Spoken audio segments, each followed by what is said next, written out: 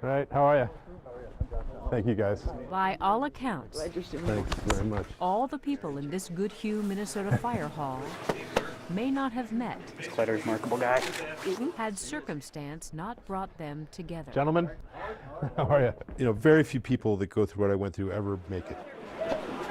If you need proof, look no farther than the long line of men and women filing out the door, all for one man, who, by coincidence, they all met, but by choice helped to survive. Probably the most remarkable event that I've managed. And again. Now, to most, a photo op in front of a big helicopter in the center of town may be a big deal, but it's small in comparison to what brought them all here.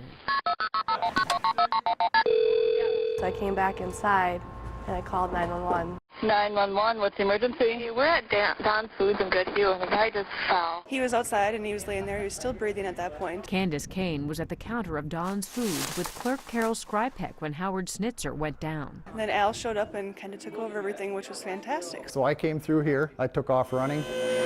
Brothers Al and Roy Lodemeyer run a car shop across the street. They're both first responders and were quick to help. I followed him over, ran across the street, and I could see the gentleman was not moving. Right away, I checked for pulse and breathing. And in the meantime, I'd run over to get our rescue trucks. Critical situation here. We need the AED. And the gentleman was laying on the sidewalk outside. He was laying where I'm standing. And I said, "It's too cold. We can't do this out here." And we pulled him into right here, right to this area.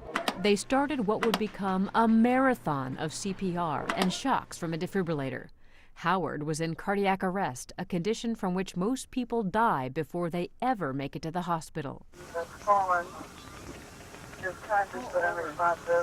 I come over with my squad car. I got on my radio and called dispatch and I said, "Get Mayo 1 in the air." 351 to 104, we're on scene. Soon, paramedic crews from 3 towns joined in to help keep Howard's blood pumping. They moved him to the fire hall so they'd have more room to work. It's like the perfect storm. Everybody's doing what they need to. A bucket brigade of hands taking turns pumping. Joe, Kyle, Mail 1, landing time 1732. Then lands Mayo 1. A chopper with a medical flight crew from Mayo Clinic. Mary Swoboda, the nurse on board, was stunned when she entered the room. So to look up and think to myself, it's taking a whole crew of people to keep this guy alive right now. And it was just something, I've never seen it before like that. That's because usually medical experts stop CPR within 45 minutes.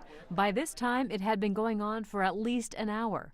Flight paramedic Bruce Goodman told them not to stop because even though Howard was in a bad heart rhythm that could be fatal, ventricular fibrillation, their monitors showed he was getting oxygen to his brain. But they couldn't stop that bad rhythm.